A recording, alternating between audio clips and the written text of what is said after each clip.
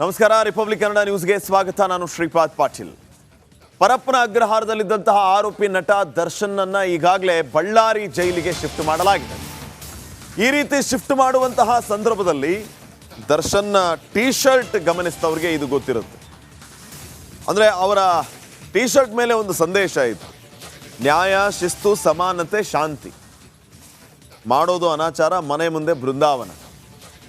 ಇದಕ್ಕೂ ಈ T shirt ಮೆಸೇಜ್ಗೂ ಇವ್ರಿಗೂ ಯಾವುದೇ ರೀತಿ ಸಂಬಂಧ ಇಲ್ವಾ ಅನ್ನುವಂಥ ಪ್ರಶ್ನೆ.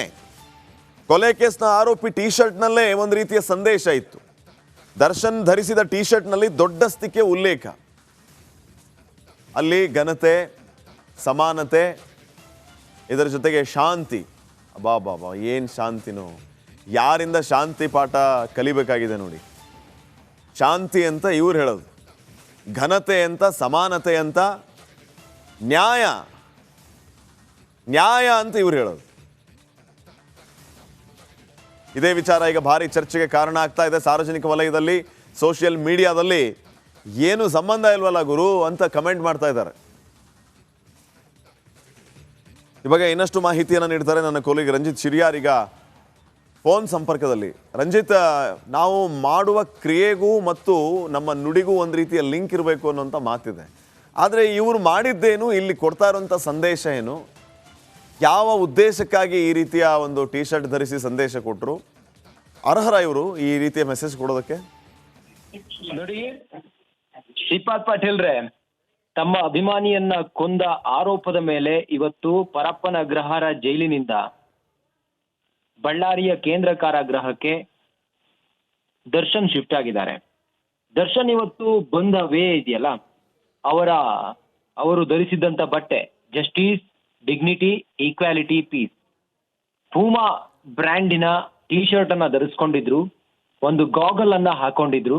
ಅದರ ಜೊತೆಗೆ ಆ ಶರ್ಟ್ ಅನ್ನ ಧರಿಸಿದ್ದ ಆ ಶರ್ಟಿನ ಮೇಲೆ ಈ ರೀತಿಯಾಗಿತ್ತು: ನ್ಯಾಯ, ಘನತೆ, ಸಮಾನತೆ, ಶಾಂತಿ.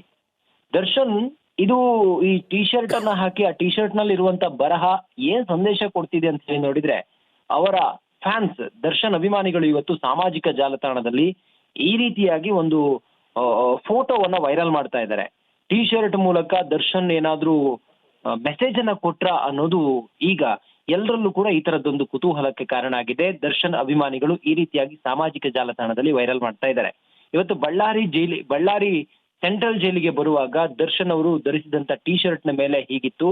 ದರ್ಶನ್ ಇದಕ್ಕೆ ಅರ್ಹರ ಅಂತ ಹೇಳಿ ನೀವು ಕೇಳಿದಂತ ಪ್ರಶ್ನೆಗೆ ಈಗ ನಡೀತಾ ಇರುವಂತ ಬೆಳವಣಿಗೆ, ರೇಣುಕಾಸ್ವಾಮಿ ತಮ್ಮ ಅಭಿಮಾನಿಯನ್ನೇ ಬರ್ಬರವಾಗಿ ಕೊಲೆ ಮಾಡಿದ್ರು. ದರ್ಶನ್ನ ನ್ಯಾಯಕ್ಕೆ ಏನು ಅರ್ಹರು? ಒಂದು ಕ್ಷುಲ್ಲಕ ಕಾರಣಕ್ಕೋಸ್ಕರ ಮೆಸೇಜ್ ಮಾಡಿದ್ರು ಅನ್ನೋ ಒಂದು ಕ್ಷುಲ್ಲಕ ಕಾರಣಕ್ಕೋಸ್ಕರ ಆ ವ್ಯಕ್ತಿಯನ್ನ ಚಿತ್ರದುರ್ಗದಿಂದ ಬೆಂಗಳೂರಿಗೆ ಕರೆಸಿ ಭೀಕರವಾಗಿ ಕೊಲೆ ಮಾಡಿದ್ದು. ಒಬ್ರು ಸೆಲೆಬ್ರಿಟಿಯಾಗಿ, ಹೈ ಪ್ರೊಫೈಲ್ ವ್ಯಕ್ತಿಯಾಗಿ, ಒಬ್ರು ನಟನಾಗಿ ಆ ಘನತೆಯನ್ನ ಅವರು ಉಳಿಸಿಕೊಂಡಿದ್ದಾರ ಅನ್ನೋ ಪ್ರಶ್ನೆ ಬಂದಾಗ, ದರ್ಶನ್ ತಮ್ಮ ಅಭಿಮಾನಿಯನ್ನೇ ಇವತ್ತು ಕೊಂದಿದ್ದಾರೆ ಅನ್ನುವ ಆರೋಪದ ಮೇಲೆ ಜೈಲಿನ ಕಂಬಿಯನ್ನು ಎಣಿಸ್ತಾ ಇದ್ದಾರೆ. ಆ ಘನತೆಯನ್ನ ದರ್ಶನ್ ಉಳಿಸಿಕೊಂಡಿದ್ದಾರಾ? ತೂಗುದೀಪ ಶ್ರೀನಿವಾಸ ಅವರ ತಂದೆ ಎಷ್ಟು ಪಾಪ್ಯುಲರ್ ಇದ್ರು, ಎಷ್ಟು ಗೌರವಾನ್ವಿತ ನಟರಾಗಿದ್ರು, ಆ ಘನತೆಯನ್ನ ಇವರು ಉಳಿಸ್ಕೊಂಡಿದ್ದಾರೆ ಅನ್ನೋದು ಪ್ರಶ್ನೆ. ಎಸ್ ರಂಜಿತ್, ಒಂದೇ ನಿಮಿಷ ರಂಜಿತ್, ಸಂಪರ್ಕದಲ್ಲಿರಿ. ಮತ್ತೊಂದು ಬ್ರೇಕಿಂಗ್ ಅಪ್ಡೇಟ್ ಬರ್ತಾ ಇದೆ, ನೋಡೋಣ. ಬಳ್ಳಾರಿ ಸೆಂಟ್ರಲ್ ಜೈಲಲ್ಲಿ ಕೊಲೆ ಸಾರಥಿ ಪರದಾಡ್ತಾ ಇರೋದು. ನಾರ್ಮಲ್ ಕೈದಿಯಂತೆ ಅನ್ನ ಸಾಂಬಾರು ಸವಿದಿದ್ದಾರೆ ದಾಸ. ಅಲ್ಲಿ ಎಲ್ರಿಗೂ ಅನ್ನ ಸಾಂಬಾರೇ, ಇವರೇನು ಮೇಲಿಂದ ಕೆಳಗಿಳಿದು ಬಂದಿಲ್ಲ. ಈ ರೀತಿ ವಿಶೇಷ ವ್ಯವಸ್ಥೆಯನ್ನು ಮಾಡಿ ಇವತ್ತೆಲ್ಲರೂ ಮನೆ ಸೇರಿದ್ದಾರೆ. ಅಲ್ಲಿ ವಿಶೇಷ ಅಧಿಕಾರಿಗಳು 2 ಚಪಾತಿ, ಅನ್ನ ಸಾಂಬಾರು, ಮಜ್ಜಿಗೆಯನ್ನು ದರ್ಶನ್ ಸವಿದಿದ್ದಾರಂತೆ. ಸಾಮಾನ್ಯ ಕೈದಿಗಳಂತೆ ಅಲ್ಲಿ ಇವರು ಊಟ ಮಾಡಿದ್ದಾರೆ. ಬೆಳಿಗ್ಗೆ ಹಾಗೂ ಮಧ್ಯಾಹ್ನ ಊಟವನ್ನು ದರ್ಶನ್ ನಿರಾಕರಿಸಿದ್ರು. ಹೊಟ್ಟೆ ಕೇಳಬೇಕಲ್ಲ, ರಾತ್ರಿ ಊಟ ಮಾಡಿದಾರಂತೆ. ನಿಗದಿತ ಸಮಯದಂತೆ ರಾತ್ರಿ 7 ಗಂಟೆಗೆ ದರ್ಶನ್ ಊಟ ಮಾಡಿರು. ಈಗಾಗಲೇ ಪರಪ್ಪನ ಅಗ್ರಹಾರದಲ್ಲಿ ರಾಜಾತಿಥ್ಯದ ವಿಚಾರವೇ ಇವರನ್ನು ಬಳ್ಳಾರಿ ಜೈಲುವರೆಗೂ ಕರ್ಕೊಂಡು ಹೋಯಿತು. ಇಲ್ಲೂ ಇದೇ ರೀತಿಯ ಚಾಳಿನ ಮುಂದುವರೆಸಿದರೆ ಬಹುಶಃ ರಾಜ್ಯದಲ್ಲಿ ಇವ್ರಿಗೆ ಯಾವ ಜೈಲು ಉಳಿಯಲ್ಲ ಅನಿಸುತ್ತೆ. ಆ ರೀತಿ ಪರಿಸ್ಥಿತಿ ತಂದುಕೊಂಡ್ರೂ ಆಶ್ಚರ್ಯ ಪಡಬೇಕಾಗಿಲ್ಲ. ರಂಜಿತ್ ಅವರಿಂದ ಮತ್ತಷ್ಟು ಮಾಹಿತಿ ಪಡೆಯೋಣ. ಬಳ್ಳಾರಿಯಲ್ಲೇ ಇದ್ದಾರೆ ರಂಜಿತ್. ಇವತ್ತು ಮೊದಲ ದಿನದ ದಿನಚರಿ ಬಳ್ಳಾರಿಯಲ್ಲಿ ದರ್ಶನ್ದು ಯಾವ ರೀತಿ ಇತ್ತು? ಶ್ರೀಪಾದ್ ಪಾಟೀಲ್ರೆ, ಇವತ್ತು ದರ್ಶನ್ ಏನು ಬಳ್ಳಾರಿಯ ಸೆಂಟ್ರಲ್ ಜೈಲ್ಗೆ ಬರುವಾಗ್ಲೇ ಅವರು ಮಂಕಾಗಿದ್ರು, ಬಹಳ ನೊಂದೋಗಿದ್ರು ಅಂತ ಅನ್ನಿಸ್ತಾ ಇತ್ತು. ಆ ಚಾರ್ಮ್ ಅವ್ರ ಮುಖದಲ್ಲಿ ಕಾಣಿಸ್ತಾ ಇರ್ಲಿಲ್ಲ. ಬಂದವರೇ ಅವರ ತಪಾಸಣೆ ಆಗತ್ತೆ, ಅವರ ವೈದ್ಯಕೀಯ ತಪಾಸಣೆ ಆಗತ್ತೆ, ಅವರಿಗೆ ಏನು ಕೈದಿ ನಂಬರ್ ಕೊಡ್ತಾರೆ. ಅದಾದ ನಂತರ ಅವರು 15ನೇ ತಮ್ಮ ಸೆಲ್ ಏನಿದೆ ಆ ಸೆಲ್ ನಲ್ಲಿ ಹೋಗಿ ಇದ್ದಾರೆ. ಅವರಿಗೆ ಎಲ್ಲಾ ಕೈದಿಗಳಂತೆ ಸುಮಾರು 385 ಕೈದಿಗಳಿದ್ದಾರೆ. ಇವರು ವಿಚಾರಣಾಧೀನ ಕೈದಿಯಾಗಿ ಬಳ್ಳಾರಿಯ ಸೆಂಟ್ರಲ್ ಜೈಲಿಗೆ ಬಂದಿದ್ದಾರೆ. ಆ ವಿಚಾರಣಾಧೀನ ಕೈದಿಗೆ ಏನೇನು ಊಟ ತಿಂಡಿ ಕೊಡ್ಬೇಕೋ ಅಥವಾ ಬೇರೆ ಬೇರೆ ಕೈದಿಗಳಿಗೆ ಏನು ಊಟ ತಿಂಡಿ ಕೊಡ್ತಾರೋ ಅದೇ ರೀತಿಯಾಗಿ ದರ್ಶನ್ಗೂ ಕೂಡ ಕೊಟ್ಟಿದ್ದಾರೆ. ಯಾವುದೇ ವಿಶೇಷವಾದಂತ ರಾಜಾತಿಥ್ಯ ಖಂಡಿತವಾಗ್ಲೂ ಕೂಡ ಇಲ್ಲ. ಇವತ್ತು ಜೈಲಿನ ಸೂಪರಿಂಟೆಂಡೆಂಟ್ ಕೂಡ ಬಹಳ ಸೂಕ್ಷ್ಮವಾಗಿ ಎಲ್ಲವನ್ನು ಗಮನಿಸ್ತಾ ಇದ್ರು. ಹಾಗೆ SP ಶೋಭಾ ರಾಣಿ ಅವರು ಕೂಡ ಬಂದು ಮಾಧ್ಯಮದ ಜೊತೆ ಎಲ್ಲ ಮಾತಾಡ್ತಾ ಇದ್ರು. ಯಾವುದೇ ರಾಜಾತಿಥ್ಯ ಇಲ್ಲ, ದರ್ಶನ್ ಎಲ್ಲಾ ಕೈದಿಗಳ ರೀತಿಯಲ್ಲಿ ಇರ್ತಾರೆ.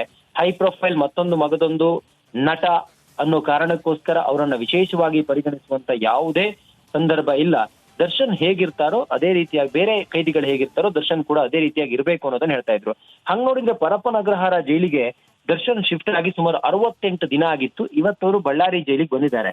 ಆ 68 ದಿನದ ಆರಂಭ ದಿನದ ಏನಿತ್ತು, ಒಂದು ವಾರ ದರ್ಶನ್ ಒದ್ದಾಡಿದ್ರು ಪರಪ್ಪನ ಜೈಲಿನಲ್ಲೂ ಕೂಡ. ಏನು ಮೋಜು ಮಸ್ತಿ ಪಾರ್ಟಿ ಅಂದುಕೊಂಡು ಓಡಾಡ್ತಾ ಇದ್ದಂತ ದರ್ಶನ್ ಜೈಲು ಹಕ್ಕಿಯಾಗಿ 68 ದಿನಗಳನ್ನ ಕಳೆದ್ರಲ್ಲ, ರಾಜಾತಿಥ್ಯವನ್ನ ಅನುಭವಿಸಿದ್ರಲ್ಲ. ಅದಾದ ನಂತರ ಈಗ ಬಳ್ಳಾರಿಗೆ ಶಿಫ್ಟ್ ಆಗಿದ್ರಲ್ಲ, ಈಗಲೂ ಕೂಡ ಅವರಿಗೆ ಜೈಲಿನ ಆ ವಾತಾವರಣಕ್ಕೆ ಹೊಂದಿಕೊಳ್ಳೋದಕ್ಕೆ ಸುಮಾರು ಒಂದು ವಾರ ಬೇಕಾಗಬಹುದು ಅಂತ ಹೇಳಿ ಹೇಳ್ತಾ ಇದ್ದಾರೆ. ಯಾಕಂತ ಹೇಳಿದ್ರೆ ದರ್ಶನ್ ಪರಪ್ಪನ ಅಗ್ರಹಾರ ಜೈಲಿನಲ್ಲಿದ್ದಾಗ ಅವ್ರ ಜೊತೆಗೆ ಅವರ ಸಹಚರರೆಲ್ಲರೂ ಕೂಡ ಇದ್ರು, ಡಿ ಗ್ಯಾಂಗ್ ಇತ್ತು. ಆದ್ರೆ ಈಗ ದರ್ಶನ್ ಏಕಾಂಗಿ ಆಗಿದ್ದಾರೆ. ಇದೆಲ್ಲದಕ್ಕೂ ಕೂಡ ಹೊಂದಿಕೊಳ್ತಾರ. ಓಕೆ, ಥ್ಯಾಂಕ್ ಯು ರಂಜಿತ್ ಮಾಹಿತಿಗಾಗಿ. ಆರೋಪಿ ದರ್ಶನ್ ಅನ್ನ ಬಳ್ಳಾರಿ ಜೈಲಿಗೆ ಶಿಫ್ಟ್ ಮಾಡ್ತಾ ಇದ್ದಂತೆ ಜೈಲು ಪರಿಶೀಲನೆ ಮಾಡಿದ ನಂತರ SP ಶೋಭಾ ರಾಣಿ ಅವರು ಹಲವು ವಿಚಾರಗಳ ಬಗ್ಗೆ ಸ್ಪಷ್ಟನೆಯನ್ನ ಕೊಟ್ಟಿದ್ದಾರೆ. ಮುಖ್ಯವಾಗಿ ಬಳ್ಳಾರಿ ಶಿಫ್ಟ್ ವೇಳೆ ದರ್ಶನ್ ಕೈಗೆ ಬೇಡಿ ಹಾಕಿಲ್ಲ. ಕಾರಣ ಕೈ ನೋವಾಗಿದ್ರಿಂದ ಬಟ್ಟೆನ ಸುತ್ತಕೊಂಡಿದ್ರು ದರ್ಶನ್, ಹೀಗಾಗಿ ನಾವು ಅವರಿಗೆ ಬೇಡಿ ಹಾಕಿರಲಿಲ್ಲ ಅಂತ ಹೇಳಿದ್ದಾರೆ. ಇನ್ನು ಮತ್ತೊಂದು ಕಡೆ ಜೈಲಿಗೆ ಬಂದ ತಕ್ಷಣ ದರ್ಶನ್ ಕೈಯಲ್ಲಿದ್ದ ಕಡಗ ಮತ್ತು ದಾರನ ಬಿಚ್ಚಿದ್ದೀವಿ. ದರ್ಶನ್ ಆರೋಗ್ಯದಲ್ಲಿ ಯಾವುದೇ ಸಮಸ್ಯೆ ಇಲ್ಲ, ಗಟ್ಟುಮುಟ್ಟಾಗಿದ್ದಾರೆ. ಅವ್ರ ಕೈಗೆ ನಾವು ಬೇಡಿ ಹಾಕಿರಲಿಲ್ಲ. ಬೇಡಿ ಹಾಕ್ಕೊಂಡು ಅವ್ರನ್ನ ನಾವು ಜೈಲಿಗೆ ಕರ್ಕೊಂಡು ಬರ್ಬೇಕು ಆ್ಯಕ್ಚುಲಿ. ಆದರೆ ಅವ್ರ ಕೈ ನೋವಾಗಿತ್ತು, ಆದ್ದರಿಂದ ಬಟ್ಟೆ ಸುತ್ತಕೊಂಡಿದ್ರು, ಹೀಗಾಗಿ ನಾವು ಕೈಗೆ ಬೇಡಿ ಹಾಕಿಲ್ಲ ಅಂತ SP ಹೇಳಿದ್ದಾರೆ. ಇಲ್ಲ ಇಲ್ಲ, ಕೋಳ ಯಾವುದು ಹಾಕೊಂಡು ಬಂದಿಲ್ಲ ಅಂತ ಅವಶ್ಯಕತೆನೂ ಇಲ್ಲ. ಕೋಳ ಯಾವುದು ಅವ್ರಿಗೇನೋ ಪೇನ್ ಏನೋ ಇರಬೇಕು, ಅದಕ್ಕೆ ಅದು ಹಾಕೊಂಡಿರ್ಬೇಕಷ್ಟೇ. ಅದು ಕೋಳ ಅಲ್ಲ. ಅದು ಸ್ಪೆಕ್ಟ್ ಅಲ್ಲ, ಅದು ಸ್ಪೆಕ್ಟ್ ಇಲ್ಲ. ಅದು ಪವರ್ ಗ್ಲಾಸ್ ಅಂತ ಹೇಳಿದ್ರು. ಪವರ್ ಗ್ಲಾಸು ಅಲೋಡ್ ಇದೆ. ಯಾರಿಗೂ ಇಷ್ಟೇ ಕಣ್ಣು ಏನಾದರೂ ಪವರ್ ಇದ್ರೆ ಅವ್ರಿಗೆ ಅಲೋಡ್ ಇದೆ.